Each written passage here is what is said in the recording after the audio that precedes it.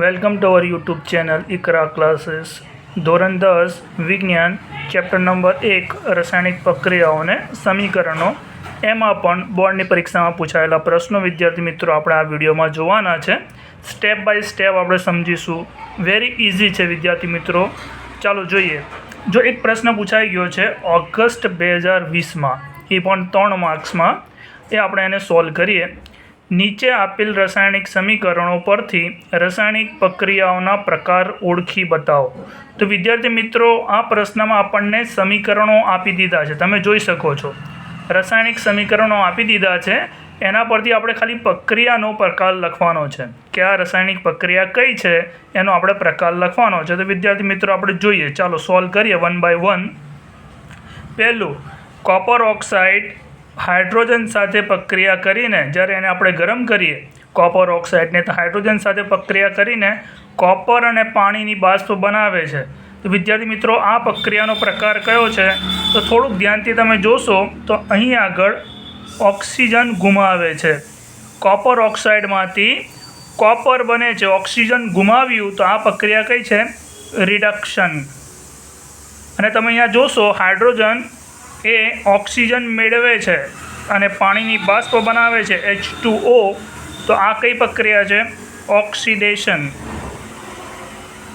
અને જે રાસાયણિક પ્રક્રિયામાં ઓક્સિડેશન અને રિડક્શન બંને થાય તેને કઈ પ્રક્રિયા કહેવામાં આવે છે વિદ્યાર્થી મિત્રો? રેડોક્સ પ્રક્રિયા. રેડોક્સ પ્રક્રિયા. તો વિદ્યાર્થી મિત્રો, આ કઈ પ્રક્રિયા છે? રેડોક્સ પ્રક્રિયા. તમને ફરીથી હું સમજાવી દઉં કે જે રાસાયણિક પ્રક્રિયા દરમિયાન પ્રક્રિયક ઓક્સિજન ગુમાવે, જે રીતે અહીંયા આગળ કોપર ઓક્સાઇડ ઓક્સિજન ગુમાવીને કોપર બનાવે છે, તો એ રાસાયણિક પ્રક્રિયાને શું કહેવામાં આવે છે? રિડક્શન. અને જે રાસાયણિક પ્રક્રિયા દરમિયાન પ્રક્રિયક ઓક્સિજન મેળવે, જે રીતે હાઇડ્રોજન છે ઓક્સિજન મેળવીને પાણીની બાષ્પ બનાવે છે, જો તો એ પ્રક્રિયાને ઓક્સિડેશન કહેવાય. તો જેમાં ઓક્સિજન મેળવે એને ઓક્સિડેશન કહેવાય, જે રાસાયણિક પ્રક્રિયામાં ઓક્સિજન ગુમાવે અને રિડક્શન પ્રક્રિયા કહેવાય. અને બંને એક સાથે થતી હોય તેવી પ્રક્રિયાને શું કહેવામાં આવે છે? રેડોક્સ પ્રક્રિયા. કઈ રીતે બને છે? તો રિડક્શનના પહેલા 3 અક્ષર છે રેડ, અને ઓક્સિડેશનના પહેલા 2 અક્ષર છે ઓક્સ. તો શું બનશે વિદ્યાર્થી મિત્રો? રેડોક્સ. એના પરથી આ નામ અપાયું છે. ઓકે, ચાલો આગળ જોઈએ. બીજો આમાં જ પ્રશ્ન છે. પીવી આ લેડની સંજ્ઞા છે, સિમ્બોલ છે. લેડ ધાતુની સિમ્બોલ છે. કોપર ક્લોરાઇડ સાથે રાસાયણિક પ્રક્રિયા કરતાં 2 વસ્તુ બને છે. શું બને છે? લેડ ક્લોરાઇડ અને કોપર. તો વિદ્યાર્થી મિત્રો, આ પ્રક્રિયાનો પ્રકાર કયો છે? તમે જોશો કે લેડ એ વધુ સક્રિય ધાતુ છે. એ કોપરની જગ્યા પર લાગશે અને કોપરને અહીંયાથી છૂટી કરી મૂકશે. તો જે વધુ સક્રિય ધાતુ ઓછી સક્રિય ધાતુની જગ્યા પર લાગી જાય ને ત્યાંથી તેને છૂટી કરે, તો આ રાસાયણિક પ્રક્રિયાને શું કહેવામાં આવે છે? વિસ્થાપન પ્રક્રિયા. વિદ્યાર્થી મિત્રો, કઈ કહેવામાં આવે છે? વિસ્થાપન પ્રક્રિયા. ફરી વન્સ અગેન, આ લેડ એ વધુ સક્રિય ધાતુ છે. કોપર કરતાં વધુ સક્રિય હોવાથી એ કોપરની જગ્યા પર લાગી જશે અને કોપરને આ દ્રાવણમાંથી છૂટું કરી દેશે, અને આ એની જગ્યા પર લાગશે તો બનશે લેડ ક્લોરાઇડ, અને કોપરને છૂટું કરશે તો એ અલગ હશે. તો આ પ્રક્રિયા કઈ છે વિદ્યાર્થી મિત્રો? વિસ્થાપન પ્રક્રિયા છે. ઓકે, ચાલો આગળ જઈએ. ત્રીજું, CH4. વિદ્યાર્થી મિત્રો, તમારી જાણ માટે કહી દો, આ છે કુદરતી વાયુ. અને કુદરતી વાયુની ઓક્સિજન સાથેની પ્રક્રિયા છે. તો વિદ્યાર્થી મિત્રો, એ છે કે કુદરતી વાયુને જ્યારે આપણે સળગાવીએ છીએ તો એ વાતાવરણમાંના ઓક્સિજન સાથે પ્રક્રિયા કરીને 2 વસ્તુ બનાવે છે, કાર્બન ડાયોક્સાઇડ ગેસ અને પાણીની બાષ્પ. ઓકે વિદ્યાર્થી મિત્રો, અને સાથે શું મુક્ત કરે છે વિદ્યાર્થી મિત્રો? સાથે બહુ વધારે ઉર્જા મુક્ત કરે છે. કારણ કે તમે CNG રિક્ષા કે CNG બસમાં જોશો તો એ કુદરતી ગેસ આ જ હોય છે, CH4. તેને આપણે જ્યારે સળગાવીએ તો એમાંથી આપણને ઉર્જા મળે છે, પાવર મળે છે. તો એવી રાસાયણિક પ્રક્રિયા જે દરમિયાન ઉર્જા નિપજો સાથે મુક્ત થતી હોય એ પ્રક્રિયાને શું કહીએ છીએ આપણે? ઉષ્માક્ષેપક પ્રક્રિયા.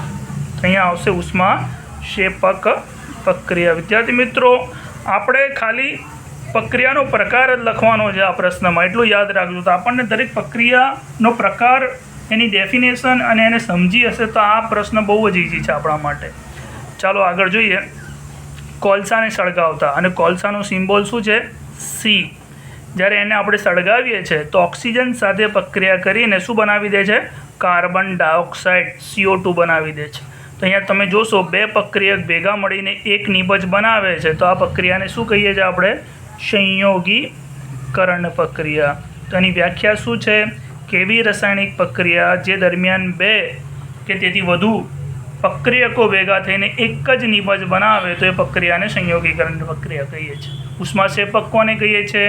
કે જે રાસાયણિક પ્રક્રિયા દરમિયાન ઉર્જા કે ઉષ્મા મુક્ત થતી હોય અથવા બનતી હોય તેને શું કહીએ છીએ? ઉષ્માક્ષેપક પ્રક્રિયા. તો વિદ્યાર્થી મિત્રો એકદમ ઇઝી પ્રશ્ન છે.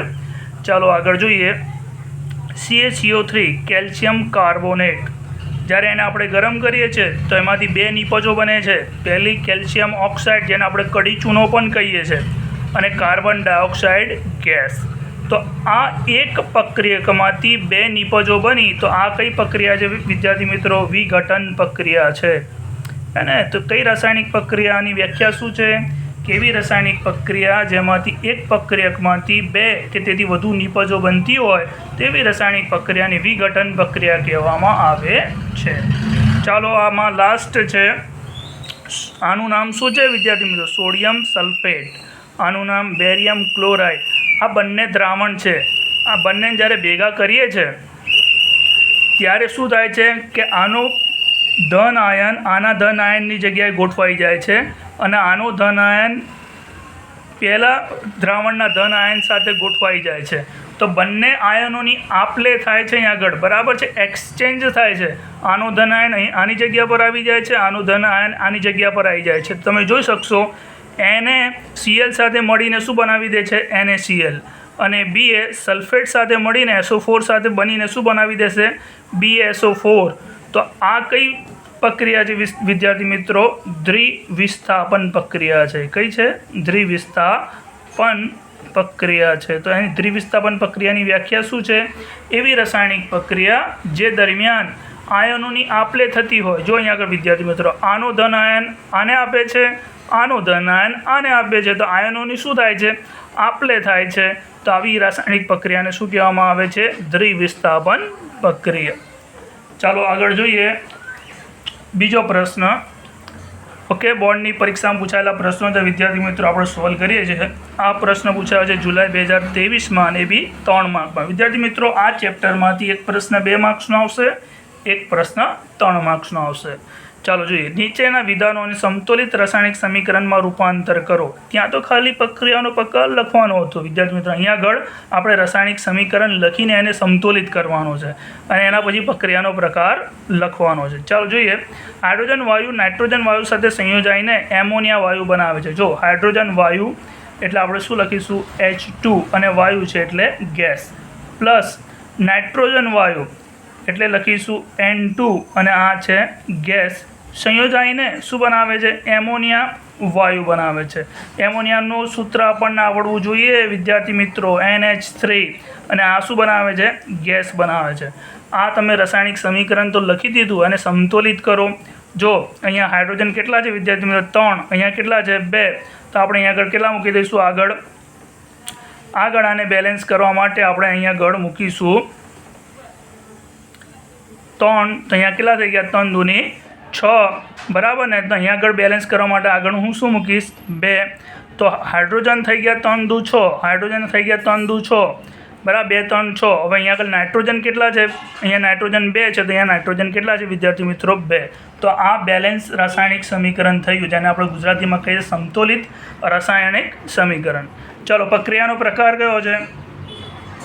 પ્રક્રિયાનો પ્રકાર તો વિદ્યાર્થી મિત્રો આ તો બહુ જ ઇઝી છે. શું છે? સંયોગીકરણ પ્રક્રિયા. સંયોગીકરણ પ્રક્રિયા. કારણ શું છે? કારણ કે અહીંયા આગળ 2 નિપજો ભેગા મળીને એક પ્રક્રિયા, આ 2 પ્રક્રિયકોએ ભેગા મળીને એક નિપજ બનાવે છે. સિમ્પલ વિદ્યાર્થી મિત્રો. ચાલો આગળ જોઈએ. છેલ્લું, લેડની કોપર ક્લોરાઇડ સાથે પ્રક્રિયા કરતાં લેડ ક્લોરાઇડ બને છે. જો વિદ્યાર્થી મિત્રો, લેડ જેને લેટિનમાં પ્લમ્બમ કહેવામાં આવે છે ને, એના પરથી એની સંજ્ઞા બની છે Pb. તો થોડુંક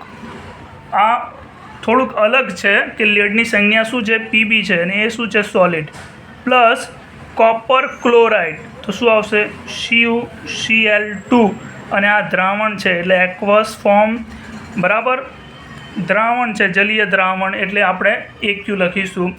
પ્રક્રિયા કરતાં શું બનાવે છે લેડ ક્લોરાઇડ બનાવે છે તો લેડ ક્લોરાઇડનો સિમ્બોલ શું છે વિદ્યાર્થી મિત્રો PbCl2 અને આ બી દ્રાવણ છે એટલે આવશે AQ અને શું છૂટું કરી દે છે કોપરને છૂટું કરી દેશે બરાબર છે વિદ્યાર્થી મિત્રો. જો એક વસ્તુ યાદ રાખો પીબીની સંયોજકતા 2 છે અહીંયા કોપરની સંયોજકતા પણ તમને સમજાવવા માટે લખું છું કોપરની સંયોજકતા પણ +2 છે Clની સંયોજકતા -1 છે. જો આને કોપરને આપણે બનાવીશું તો કોપરને લખીશું 1 વખત Clને લખીશું 2 વખત બરાબર એટલા બને છે CuCl2 અને અહીંયા આગળ PbCl2 તો પીબીની સંયોજકતા પણ +2 છે અને Clની સંયોજકતા -1 છે તો આને જો બનાવીએ આપણે તો પીબીને 1 વખત લખીશું Clને કેટલા વખત લખીશું 2 વખત.